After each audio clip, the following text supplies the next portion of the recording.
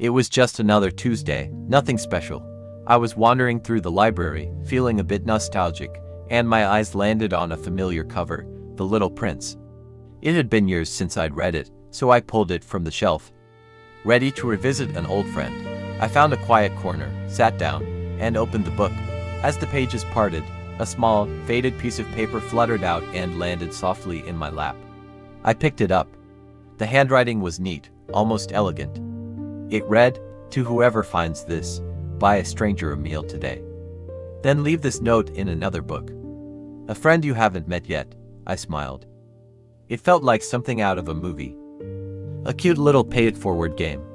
I almost tossed it back in, but then my eyes caught the date written at the bottom, October 3rd, 2010. Over a decade ago. I laughed it off, thinking it was just a forgotten relic, a sweet but silly idea that had long since been abandoned. Still, the thought lingered. It was such a simple, kind gesture. Later that day, I was at my usual cafe, and the note was still tucked in my pocket. I looked at the person next to me, staring intently at their laptop, and I thought, why not? I decided to play along. I told the barista I was covering their coffee. The look of surprised gratitude on their face was, well, it was genuinely heartwarming, feeling good about my small act of kindness. I went back to the library that evening to return The Little Prince and, as instructed, leave the note in a different book. As I slid the book back into its spot on the shelf, another piece of paper, even smaller than the first, slipped out from between the pages. This one was folded differently. I unfolded it.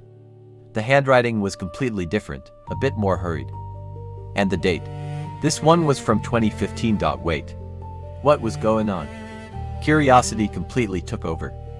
I took the book back to my table and carefully started leafing through it, page by page. It was like a treasure hunt.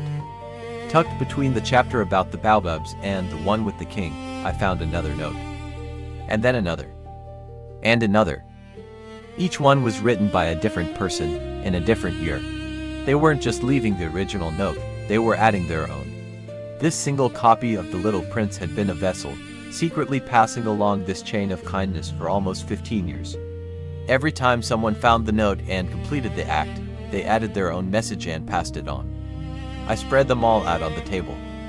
There were 12 notes in total, a patchwork of different handwriting styles, dates, and small, simple acts of kindness. One person bought flowers for a nurse. Another left a generous tip for a struggling musician. Each note was a tiny story, a single moment of connection between strangers. All linked by this one book.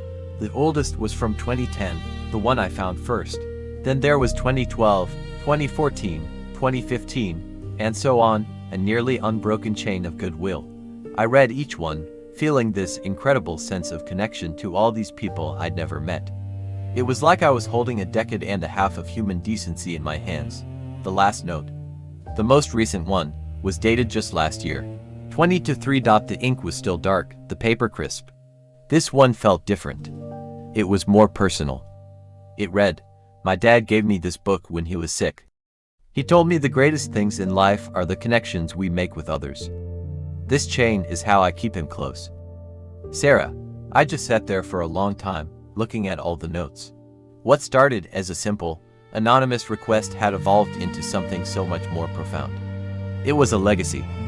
A quiet, beautiful tradition of kindness passed from one stranger to the next, all hidden within the pages of a children's story about love and loss.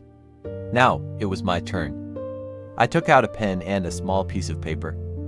It's my turn to add my story to the chain. To become a friend you haven't met yet.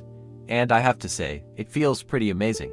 Thanks for listening, and don't forget to look for the magic hidden in everyday places. See you next time.